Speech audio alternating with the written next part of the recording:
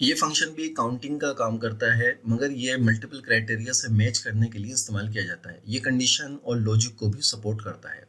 इसका पहले आर्गुमेंट में सेल्स की रेंज आती है, जिसे हम जो है वो काउंट करना चाहते हैं, और दूसरे आर्गुमेंट में एक क्राइटेरिया आता है जिसकी बुनियाद पर हम काउंट करना हम चाहते हैं। और इस तरीके से इसके अंदर हम तकरीबन 127 127 क्राइटेरिया और उसकी रेंज वगैरह हम यहाँ पे दे सकते हैं। इसके बाद ये फंक्शन क्राइटेरिया से मैच होने वाले सेल्स की तादाद को रिटर्न करता है। अब इसके हम कुछ एग्जांपल्स वगैरह देख लेते हैं। जैसा कि आपको मालूम है कि हम सिंगल क्राइटेरिया के लिए काउंट इफ फंक्शन, जो कि पिछली वीडियो में आपने देखा होगा, उसको हम यूज़ करते हैं। मगर हम मल्टीपल क्राइटेरिया भी काउंट इफ के जरिए यूज़ करते हैं, जिसमें हमें बार बार प्लस का साइन और बार बार फंक्शन को यूज़ करना होता है।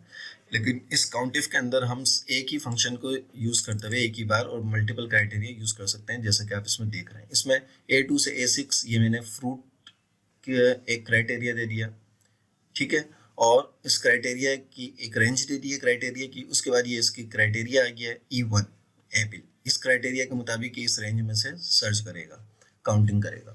उसके बाद ये B2 से B6 ये एक अलग क्राइटेरिया की रेंज दे दी है, और E2 जो है वो इसका क्राइटेरिया है। तो इसको जो क्राइटेरिया है, इस क्राइटेरिया को प्राइस के अंदर यहाँ पे सर्च करेगा, इसको फिर काउंट करके देगा। इसको इंटर किया।